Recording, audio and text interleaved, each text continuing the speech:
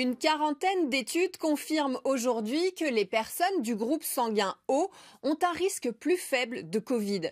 Selon une publication espagnole, c'est même les personnes O+, qui s'en sortent le mieux. Elles montrent que quel que soit leur âge ou leur sexe, elles ont été moins souvent testées positives que les autres. Fin janvier, des chercheurs de l'INSERM et de l'Université de Nantes ont même écrit dans la revue Virus qu'un consensus général s'était dégagé selon lequel les groupes O ont un risque plus faible, entre 10 et 33% de Covid.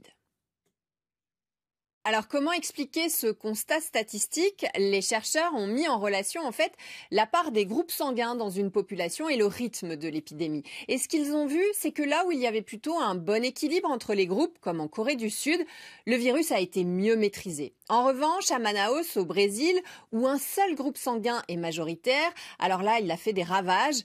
En fait, quand le virus vient frapper à la porte de l'organisme, il est marqué par le groupe sanguin de son hôte précédente. Et c'est là que les groupes O se défendent mieux parce qu'ils ont plus d'anticorps que les autres et ils reconnaissent à la fois les A et les B. Ils ne les laissent pas aller jusqu'à leurs poumons. En revanche, s'ils sont infectés par quelqu'un du même groupe sanguin qu'eux, alors là, oui, ils peuvent le laisser entrer. Vous voyez pourquoi ce n'est pas forcément un totem d'immunité non plus. Mais la bonne nouvelle, c'est qu'en France, c'est plutôt équilibré avec 44% de groupe A, 42% de groupe O, 10% de B et 4% de AB.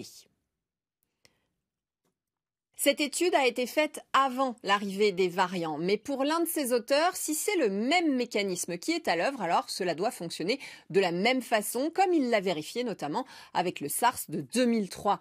Parce qu'il y a aussi une autre hypothèse pour expliquer cette meilleure protection des groupes O, c'est que leur sang coagule moins. Ils les évitent ainsi les thromboses et les problèmes vasculaires qui font partie des complications du Covid.